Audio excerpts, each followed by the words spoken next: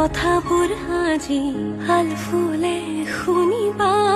হৃদয়ে বিচাৰিছে তোমাক শুনো পল প্ৰতিপল তুমি মোৰে হৈ ৰোৱানা আদৰে ৰাখিমে যে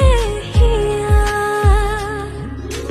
হাই হাই ডাকি থলো নজনাকে তুমিও নেদেখাকে